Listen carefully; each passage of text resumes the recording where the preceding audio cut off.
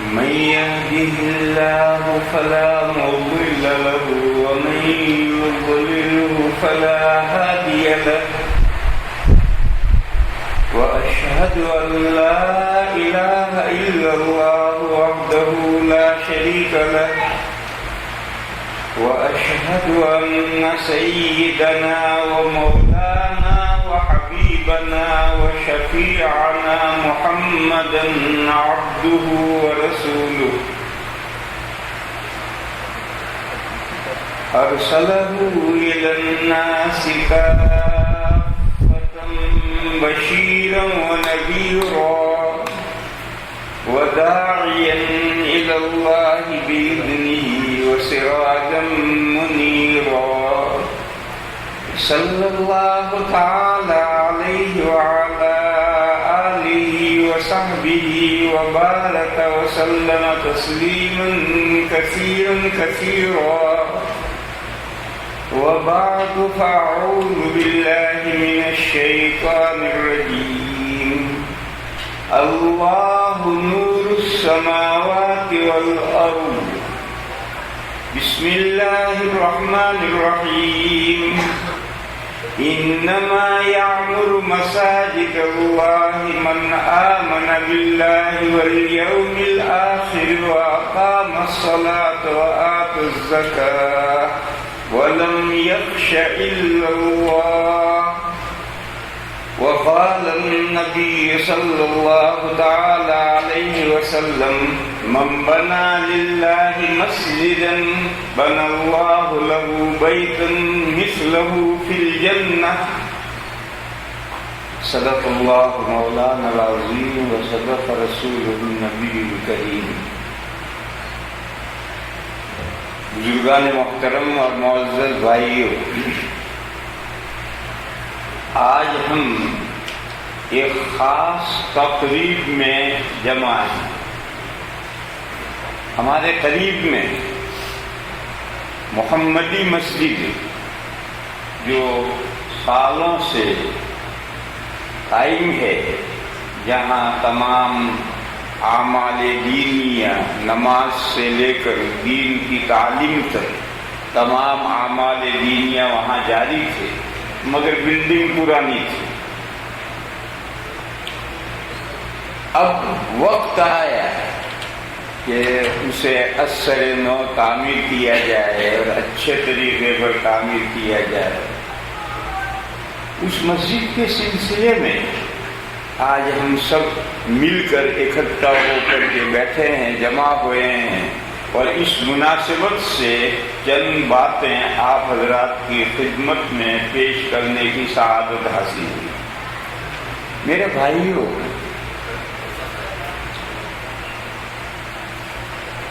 قرآن کریم میں اللہ پاک جل شانہ و عم نوالہ نے ایک جگہ پر ایک مضمون بیان کیا ہے کہ آسمانوں میں اور زمین میں جسے بھی نور ہدایت ملتا ہے وہ اللہ ہی کی طرف سے ملتا ہے.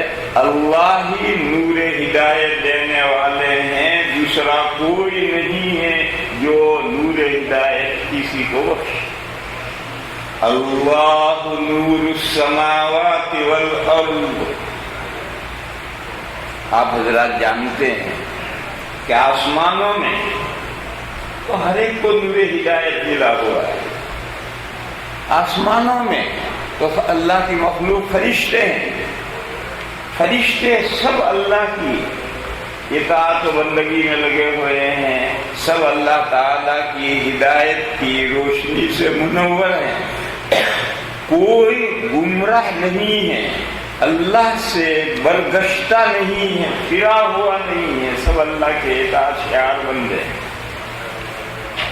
اور زمین میں بے حساب مخلوقات ہیں، ان کو رہنمائی اللہ نے فرمائی ہے یہ آسمان ہے، یہ زمین ہے، یہ سورج ہے، یہ چاند ہے، یہ دریا ہیں، یہ ہوائیں ہیں، یہ چرند ہیں، یہ پرند ہیں، یہ بے حساب مخلوقات ہیں، وہ اللہ کے حکم کے سامنے منقاد ہیں، سرنڈر ہیں۔ یہ جو اللہ کے حکم کے سامنے منقاد ہے، یہی نور ہدایت ہے۔ لیکن مکلف مخلوقات میں سے انسان اور جنات، انسانوں میں بہت بڑی مقدار نور ہدایت سے بہراور ہے، اور انسانوں میں بہت بڑی مقدار گمراہی کی تاریکی میں، ڈارکنیس میں، اندھیرے میں بھٹک رہی ہے۔ یہی حال جنات کا بھی ہے۔ سارے جنات شیاطین نہیں ہیں، اور سارے جنات ہدایت یافتہ مومنین بھی نہیں ہیں۔ جیسے انسانوں میں تقسیم ہے، ایسے جنات میں بھی تقسیم۔ بہرحال اللہ پاک نے یہ مضمون بیان فرمایا ہے کہ آسمانوں میں جسے بھی نور ہدایت ملا ہے، زمین میں جسے بھی نور ہدایت ملا ہے، وہ اللہ نے بخشا ہے۔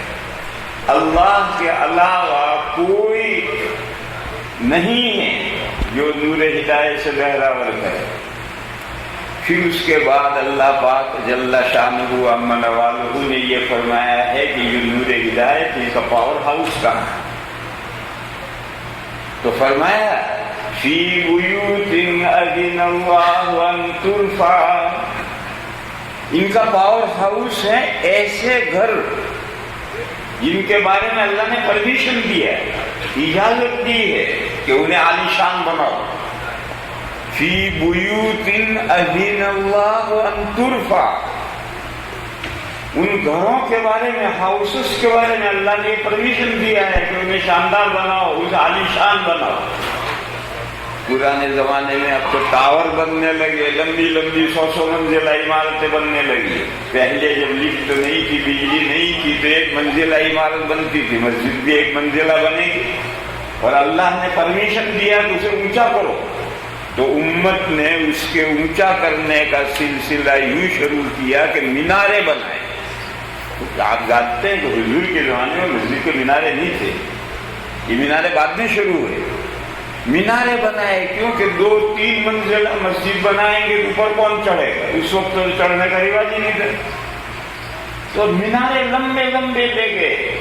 یہ اس آیت کریمہ پر لوگوں نے، مسلمانوں نے عمل کیا کہ اللہ کے گھر کو اونچا کرنے کی شکل یہ کہ دور سے اللہ کا گھر نظر آئے، مسجدیں نظر آئیں، مینارہ اونچا کرو۔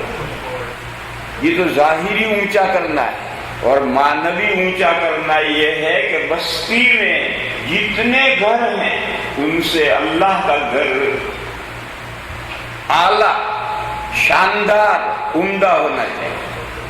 یہ تو علماء نے بیان کیا ہے کہ فضول زیب و زینت کر کے مال ضائع کرنا یہ تو پسندیدہ نہیں ہے، لیکن مضبوطی میں، شاندار ہونے میں تمام لوگوں کے گھروں سے اللہ کا گھر اچھا ہونا چاہیے۔ اور یہ ضروری نہیں ہے، اللہ نے پرمیشن کی ہے کہ تم ایسا کرنا چاہو تو کرو، فرض اور واجب نہیں۔ مسجد تو جھونپڑا بھی ہو سکتی ہے، مسجد نبوی جب بنی تھی تو جھونپڑا تھی، لیکن اللہ نے اجازت دی ہے اذن اللہ ان ترفع۔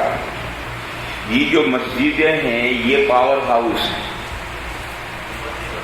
اور پاور ہاؤس تو نام اس مکان کا ہے، اس میں مشینیں لگی ہوتی ہیں جس سے الیکٹرسٹی بنتی ہے، پیدا ہوتی ہے۔ تو مسجدوں میں الیکٹرسٹی، وہ مشینیں کیا ہیں جہاں سے بجلی پیدا ہوتی ہے، نور ہدایت پیدا ہوتا ہے۔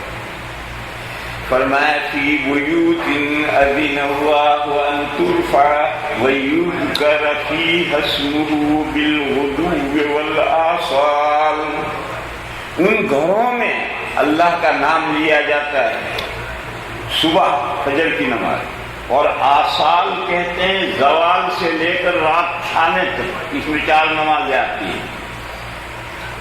دن کے 2 کناروں پر نمازیں رکھی گئی ہیں، اور باقی دین کا بڑا حصہ کاروبار کے لیے خالی رکھا گیا ہے۔ ایسے رات کا بڑا حصہ سونے کے لیے، ریسٹ کے لیے، آرام کے لیے خالی رکھا گیا ہے۔ دین کے اس کنارے میں فجر رکھی ہے، اور زوال سے لے کر رات چھانے تک، یعنی عشاء کا وقت شروع ہوتا ہے وہاں تک میں 4 نمازیں رکھی ہیں۔ تو کہا ان گھروں میں اللہ کا نام لیا جاتا ہے، یذکر فیہ اسمہ، اللہ کا نام لیا جاتا ہے صبح میں بھی اور شام میں بھی۔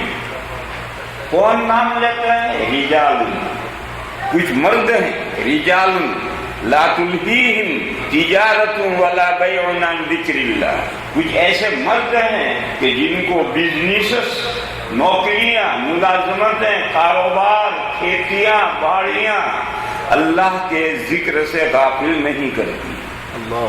سارے کام دنیا کے ان کے وہ خود ہی اپنے کام چلا رہے ہیں، اور وقت پر مسجدوں میں مرد، رجال، کچھ مرد پہنچتے ہیں، وہاں جا کر اللہ کا نام لیتے ہیں، نمازیں پڑھتے ہیں۔ دیکھو اس حدیث، اس آیت کریمہ میں اشارہ ہے کہ عورتوں کے لیے مسجد میں آنے کا حکم نہیں۔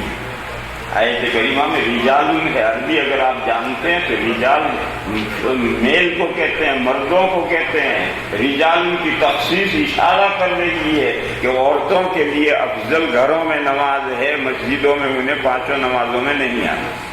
لفظ رجال میں اشارہ ہے۔ رجال لا تلہیہم تجارت ولا بیع عن ذکر اللہ، اللہ کے ذکر سے انہیں غافل نہیں کرتے۔ یہ وہ مشینیں لگ رہی ہیں اللہ کے گھروں میں، مسجدوں میں، یہ مشینیں لگ رہی ہیں اور اللہ کا ذکر ہو رہا ہے، یہ مشینیں چل رہی ہیں، اس سے نور ہدایت پیدا ہوتا ہے۔ لہذا میرے بھائیوں ایک بات یہ سمجھ لو کہ پاور ہاؤس سے جس کا تار جڑا ہوا ہے اس کے گھر میں لائٹ آئے گی، اور جس کا گھر پاور ہاؤس سے جڑا، اس کا تار پاور ہاؤس سے جڑا ہوا نہیں ہے، سارا شہر روشن ہوگا، اس کے گھر میں اندھیرا ہوگا۔ آپ تجربہ کرو، آج بھی وہ مسلمان گھرانے جن کا مسجدوں سے تعلق، ان گھروں میں نور ہدایت پہنچے، دینداری ان گھروں میں ہوگی۔ اور وہ مسلمانوں کے گھر جو اپنے آپ کو مسلمان کہتے ہیں لیکن کبھی بھولے سے بھی مسجد میں نہیں آتے، وہ کہتے ہیں کہ مسجد کے ایک پڑوسی جو کبھی مسجد میں نہیں آتا تھا، اس کا بیل کھل گیا، وہ مسجد میں گھس گئے اور مسجد میں گملے وملے پودے ہوتے تھے اس نے خراب کر دیے۔ تو متولی صاحب اس کو ڈانٹنے کے لیے گئے، تو تیرا بیل ہے وہ مسجد میں گھس گیا، ہمارے سارے پودے توڑ دیے۔ اس پڑوسی نے جواب دیا کہ وہ بیل تھا اس لیے مسجد میں آیا، مجھے کبھی دیکھا ہے؟ اس نے کہا وہ بیل تھا، بے وقوف تھا وہ جو آیا ہے، مجھے کبھی دیکھا مسجد میں؟ تو مسجد کا پڑوسی ہے لیکن اسے مسجد میں کبھی دیکھا نہیں کسی نے اس کو۔ ان گھروں میں ہدایت کی روشنی، لائٹ نہیں پہنچے گی۔ ان گھروں میں چاہے مسجد کی دیوار سے لگ کر اس کا گھر ہو، اس گھر کے اندر بے دینی ہوگی، اس گھر کے اندر اندھیرا ہوگا، تاریکی ہوگی۔ انہی گھروں میں جن کے تار مسجدوں سے جڑے ہوئے ہیں، ان تاروں کے اندر نور ہدایت پہنچے۔ یہ سورہ نور کی آیات کریمہ ہیں، ان کو تفصیل سے سمجھانے کا وقت نہیں ہے، اس لیے میں نے بہت مختصر طریقے پر سمجھایا کہ اسلام میں مسجدوں کی اہمیت کیا ہے۔ اسلام میں مسجدیں پاور ہاؤس ہیں نور ہدایت کا۔ جن مسلمانوں نے اپنے گھروں کے تار مسجدوں سے جوڑ رکھے ہیں، ان گھروں میں ہدایت اور دینداری پہنچے گی۔ اور اگر مسجدیں نہیں ہیں یا مسجدیں تو ہیں مگر اپنا تار ہی نہیں جوڑا تو وہاں اندھیرا ہو۔ میرے بھائیوں، نبی پاک صلی اللہ تعالی علیہ وسلم جب تک مکے میں رہے، 13 سال ہجرت سے پہلے جب تک مکے میں رہے تو مکے میں مسجدیں بنانے کا کوئی موقع نہیں تھا۔ کھل کر علل اعلان برملا نماز نہیں پڑھ سکتے تھے، مسجد کیا بناتے۔ لیکن جب ہجرت کر کے نبی پاک صلی اللہ تعالی علیہ وسلم مدینہ تشریف لائے تو مدینہ پہنچنے سے پہلے ایک گاؤں ہے قبا، اس قبا میں 14 دن حضور نے قیام فرمایا۔ ان 14 دن میں کیا کام کیا؟ ایک ہی کام کیا، قبا کی مسجد بنائی۔ اور 14 دن میں کوئی کام نہیں کیا. یہ حضور کے ہجرت کی آخری منزل نہیں ہے. آخری ہجرت کر کے تو مدینہ میں پہنچنا ہے، لیکن یہاں حضور رک گئے. کیوں رک گئے تھے؟ مکے سے جو مسلمان ہجرت کر کر کے حضور سے پہلے روانہ ہوئے تھے وہ سب آ کر قباء میں ٹھہرے ہوئے تھے. ابھی وہ مہاجرین بھی مدینہ میں نہیں پہنچے، سب قباء میں ٹھہرے ہوئے تھے. تو حضور بھی ان کی دلداری کے لیے قباء میں آ کر کے فروکش ہو گئے اور 14 دن حضور نے وہاں قیام فرمایا. اور ان 14 دنوں میں ایک ہی کام کیا، قباء کی مسجد بنائی. اور اس مسجد کے بنانے میں ایک مزدور کی حیثیت سے پہاڑوں میں سے پتھر چن چن کر کے مسجد کے لیے جمع کر کے مسجد کو تعمیر کرنے میں آقائے نامدار تاجدار مدینہ صلی اللہ تعالی علیہ وسلم بنفس نفیس شریک ہیں اور قباء کی مسجد بن رہی ہے. آپ اس سے اندازہ کیجئے کہ اسلام میں مسجدوں کی کیا حیثیت اور اہمیت ہے. پھر وہاں سے 14 دن کے بعد حضور تشریف لے چلے اور مدینہ منورہ میں حضور کی اونٹنی بیٹھی اس جگہ جہاں آج مسجد نبوی. اور وہی حضور نے مدینہ میں پہنچ کر جو سب سے پہلے 5 کام کیے ہیں، ان 5 کاموں میں ایک کام مسجد نبوی کی تعمیر.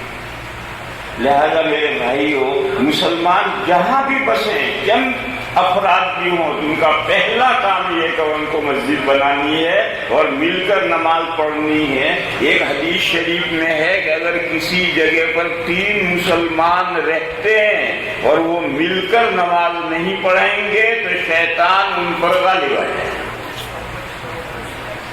شیطان سے بچنا ہے، مسجد بناؤ اور مل کر اکٹھا ہو کر نماز پڑھو. آج بھی آپ غور کیجیے، جو 5 وقت مسجد میں آ کر نماز پڑھتا ہے اس کی نمازیں ریگولر ہوں گی، خیر بخیر نہیں ہوں گی.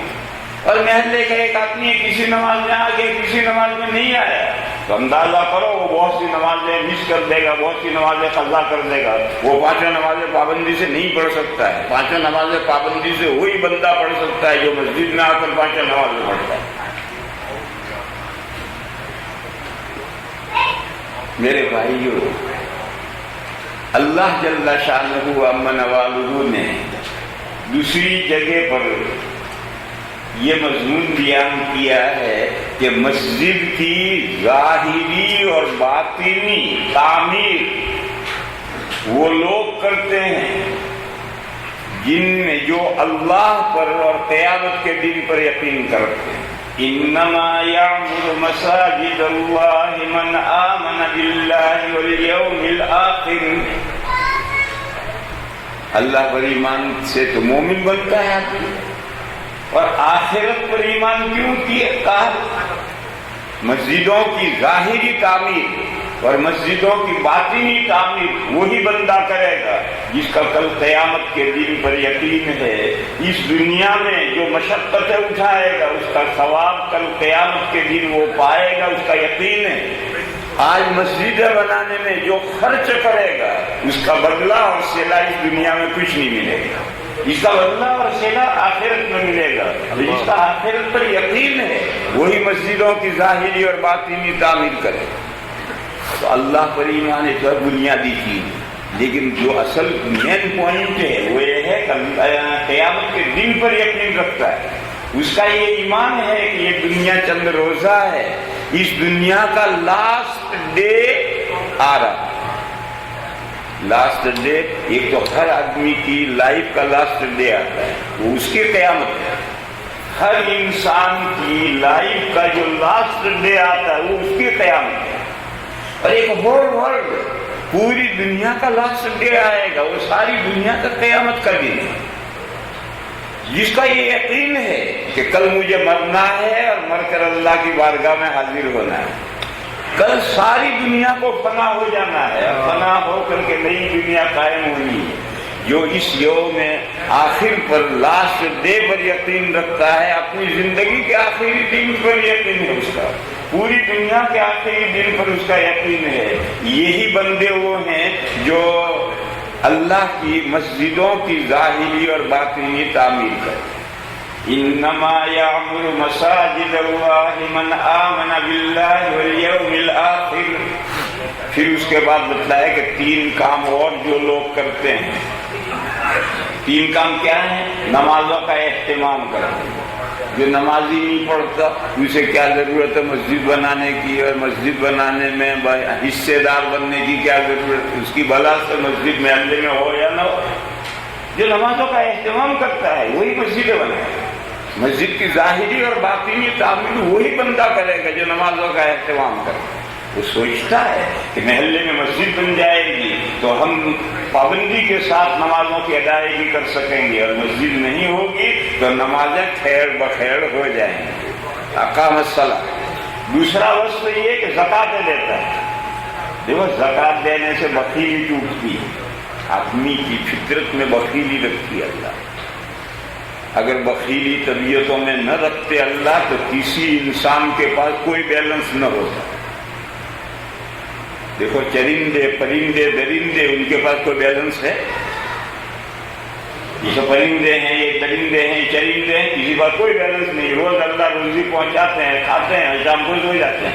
انسان کے پاس بھی کوئی بیلنس نہ ہوتا. مگر اللہ نے انسان کی طبیعت میں بخیلی رکھی. اسی وجہ سے ہر انسان کے پاس میں کچھ نہ کچھ بیلنس ہے. لیکن یہ جو صفت ہے بخیلی، یہ اچھی صفت ہے ایک حد تک. اس سے آگے بڑھو گے کہ بری صفت ہو جائے. اگر انسان اللہ کے حقوق بھی نہ دے اور بندوں کے حقوق بھی نہ ادا کرے تو اس بخیلی پر لعنت ہے. بخیلی اسی درجے تک صحیح ہے کہ اللہ کے حقوق ادا کر رہا ہے، بندوں کے حقوق کر رہا ہے، اور پھر جو مال بچا وہ اس نے بچا رکھا.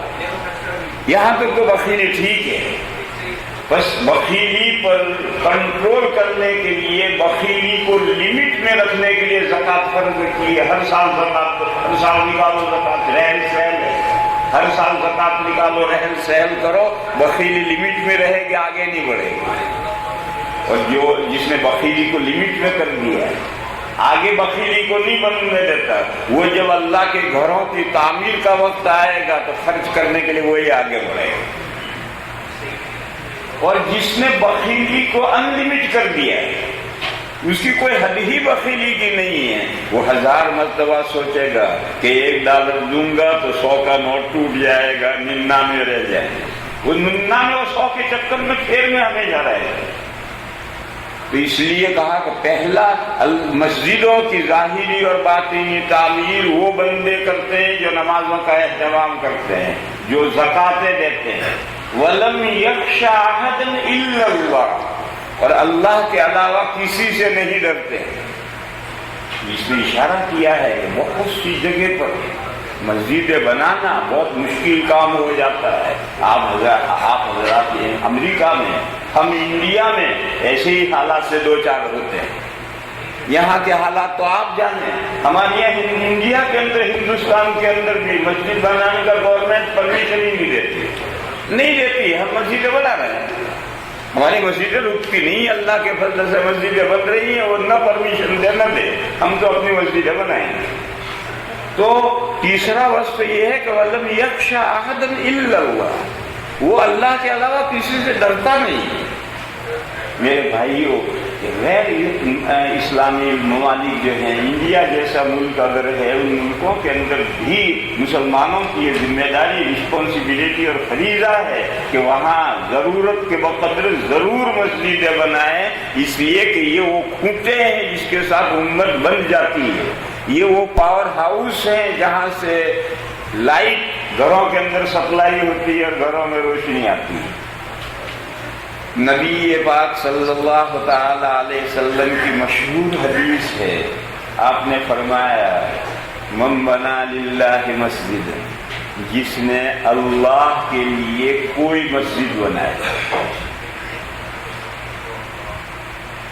علماء نے، حدیث کے شارحین نے کہا بنائی، بنا میں سب چیز داخل. رنگ روغن نہیں رہا تھا، پینٹ کروا دیا، یہ بھی بنانا ہے. مسجد پرانی ہو گئی تھی توڑ کر کے نئی مسجد بنا دی، یہ بھی بنانا، نئی اثر نو مسجد کھڑی کی، زمین خرید کر کے مسجد تعمیر کی، یہ بھی مسجد بنانا، مسجد میں وضو خانہ غسل خانہ نہیں تھا وہ بنا، یہ بھی مسجد بنانا، مسجد میں چٹائیاں قالین کارپیٹ نہیں تھا وہ ڈلوا، یہ بھی مسجد بنانا۔ تو علماء نے کہا ہے کہ بنا عام ہے، تجدید ہو یا تعمیر ہو، ہر چیز اس حدیث شریف کا مصداق، البتہ یہ قید ہے اللہ کے لیے، من بنا للہ، اللہ کے لیے، یعنی اللہ کو راضی کرنے کے لیے، اور کوئی جذبہ میرے بھائیوں ہمارا دلوں میں نہیں ہونا چاہیے، ایک ہی جذبہ ہونا چاہیے، میرا خدا خوش ہو، دنیا خوش ہو یا نہ ہو، دنیا میں ناموری ہو یا نہ ہو، دنیا سنے دیکھے یا نہ دیکھے نہ سنے، اللہ خوش ہو جائے، اللہ راضی ہو جائے، اس نیت سے اس نے مسجد بنائی۔ اور مسجد نکیرہ ہے، اور عربی جاننے والے جانتے ہیں کہ نکیرہ عام ہوتا ہے، چھوٹی ہو یا بڑی ہو، اور ایک حدیث میں صغیرن و کبیرن بھی آیا ہے، اور ایک حدیث میں یہ بھی آیا ہے کہ مفحص قطاطن، جیسے بھٹ تیتر، دو تیتر ہوتے ہیں، بڑا تیتر ہوتا ہے، یا تو پتہ نہیں تیتر ہوتے یا نہیں ہوتے، بڑا تیتر ہوتا ہے، ایک چھوٹا سا تیتر ہوتا ہے، گجراتی میں اسے کہتے ہیں لاوری، یہ بھٹ تیتر کہلاتا ہے۔ یہ بھٹ تیتر کسی ٹھنڈی جگہ میں، جیسے کہ برسیم کا کھیت ہو یا کوئی تالاب ہو، اس کے کنارے جھاڑی کے اندر ہو، وہاں انڈے دینے کے لیے مٹی کھود کر کے ذرا سا گھڑا بناتی ہے، پھر وہاں انڈے دیتی ہے، پھر وہاں سیٹتی ہے۔ تو بھٹ تیتر کے انڈے دینے کے گھڑے کے بقدر بھی اگر کوئی مسجد بنائے گا، وہاں سوال پیدا ہوا کہ اتنی چھوٹی سی مسجد میں چونٹیاں نماز پڑھیں گے، آخر مفحص قطاطن میں نماز پڑھے گا کون؟ تو مولانا کاشف صاحب ابھی سمجھا رہے تھے، یہی حدیث بیان کر رہے تھے کہ اتنی چھوٹی مسجد بنانے کا مطلب ایک نے مسجد نہیں بنائی۔ دیکھو پرانے زمانے میں ایک آدمی مسجد بناتا، اب تو یہ 100-150 سال سے چندے کا سسٹم شروع ہوا۔ یہ جو چندے سے مدرسے چل رہے ہیں، مسجدیں بن رہی ہیں، یہ چندے کا سسٹم 100-150 سال سے شروع ہوا ہے۔ اس سے پہلے چندے کا سسٹم ہی نہیں تھا۔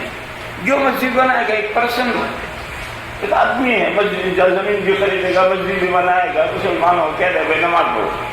مدرسے بھی دارالعلوم بھی اسی طرح سے بناتے تھے کہ ایک شخص سے واحد مدرسہ بناتا تھا، وہی خرچے دیتا تھا، چلاتا تھا، پبلک سے چندے کا کوئی تصور ہی نہیں تھا۔ 150 سال پہلے جب متحدہ ہندوستان پر انگریزوں نے قبضہ کیا اور اسلامی حکومت ختم ہوئی، اس وقت اللہ تعالیٰ نے لوگوں کے دلوں میں یہ الہام کیا کہ چندہ کرو اور مدرسے بناؤ، چندہ کرو اور مسجدیں بناؤ، کیونکہ گورنمنٹ جو فنڈنگ کرتی ہے وہ کہاں سے فنڈنگ کرتی ہے؟ پبلک سے لیتی ہے۔ جب گورنمنٹ کے جو فنڈ ہیں وہ بھی تو پبلک سے اکٹھا ہوتے، پھر گورنمنٹ دیتی ہے، تو ہم براہ راست پبلک سے کیوں نہ مانگیں؟ ہم فنڈنگ پبلک سے کریں گے۔ یہ بات آج سے 150 سال پہلے اللہ نے اس زمانے کے بزرگوں کے دلوں میں الہام کیا کہ اب اس ملک میں، یعنی ہندوستان میں، انڈیا میں نہیں، پورا ہندوستان جس میں سے 8 ملک بن گئے ہیں، ان میں اسلام کی بقا کا سامان صرف یہ ہے کہ چندہ کرو، مدرسے بناؤ، چندہ کرو، مسجدیں بناؤ۔ لہٰذا جب چندہ کریں گے، ایک نے $50 دیے اور اتنی بڑی مسجد تیار ہوئی، تو $50 جس نے دیے ہیں اس کے حصے میں جب اس کو تقسیم کرو گے تو بھٹ تیتر کے انڈے دینے کے گھڑے کے بقدر جائے۔ تو اتنی چھوٹی مسجد اگر کوئی حصے دار بن کر کے اس میں بس بنائے، تو حضور نے فرمایا کہ اللہ تعالیٰ اس کے لیے جنت میں ایک حویلی بناتے ہیں، بَنَى اللَّهُ لَهُ بَيْتًا فِي الْجَنَّةِ، اللہ اس کے مانند جنت میں اس کے لیے حویلی بناتے ہیں۔ علماء کرام نے کہا کہ یہ مثلیت بنا میں ہے، مبنا میں نہیں ہے۔ جیسے بندے نے مسجد بنائی تو اللہ حویلی بنا، بس بنانا اس میں برابری ہے، مثلیت ہے۔ بندے نے مسجد بنائی اپنی گنجائش کے اعتبار سے، اپنی ضرورت کے اعتبار سے، اللہ تعالیٰ اس کے لیے جنت میں حویلی بنائیں گے اپنے فضل و کرم کے لیے۔ حاتم طائی ایک عرب کا بڑا سخی گزرا ہے، اس کے پاس ایک آدمی آیا اور اس نے کہا مجھے 2 درہم $2 چاہیے، اتنے کی ضرورت ہے۔ وہ اٹھا اور گھر میں سے جا کر درہموں کی 2 تھیلیاں لائے، یہ تھیلی میں 100 درہم ہو گئے، اور 2 تھیلیاں لا کر کے اور خوش ہو کر لے کر چلا گیا۔ اس کے جانے کے بعد دوستوں نے حاتم طائی سے کہا کہ اس نے تو $2 مانگے تھے، تم نے $200 کیوں دیے؟ تو کیا جواب دیا حاتم طائی نے؟ اس نے کہا کہ اس نے اپنی ضرورت کے بقدر مانگا، ہم نے اپنے حوصلے کے بقدر دیے۔ اس ضرورت کے بقدر مانا، اگر ہم 2 درہم دیتے تو ہمارا حوصلہ کیا نکلا؟ تو بندے نے دنیا میں گھر بنایا ہے اپنی گنجائش اور لوگوں کی ضرورت کے مطابق، اللہ اپنے حوصلے کے مطابق، اپنی شان عالی کے مطابق، اپنے فضل و کرم کے مطابق ایسی عالی شان حویلی بنائیں گے کہ جس حویلی کا نہ انسان نے کبھی تصور کیا، نہ اس کے دل میں اس کا خیال گزرا، نہ ایسی حویلی کا اس نے حال کانوں سے سنا، اللہ ایسا گھر بنائیں گے۔ لہذا میرے بھائیو، ہماری یہ مسجد ہے، اس کے احوال آپ حضرات کے سامنے آئیں گے۔ اس مسجد کے بنانے میں ہر آدمی دامے، دیرمے، سخنے، قدمے، دامے کے معنی ہیں پینی، سینٹ کہتے پینی کہتے، پینی دامے، درہم کا معنی پورا $1 دو۔ سخن، اگر تمہارے پاس پینی دینے کی بھی گنجائش نہیں ہے، $1 دینے کی بھی گنجائش نہیں ہے، تو بات سے تو مدد کر سکتے ہو، سخن ہے بات سے کرو۔ اور اگر چندہ کرنے کے لیے گھومنا پڑے تو اپنے پیروں کے ساتھ جو چندہ کرنے والے کے ساتھ نکلو اور گھر گھر اس کو لے کر پھرو۔ جو جس طرح سے تعاون کر سکتا ہے، دامے، درہمے، سخنے، قدمے، ہر طرح سے تعاون کرو۔ اس اپیل پر میں آج کی گفتگو ختم کرتا ہوں۔ وآخر دعوانا الحمدللہ۔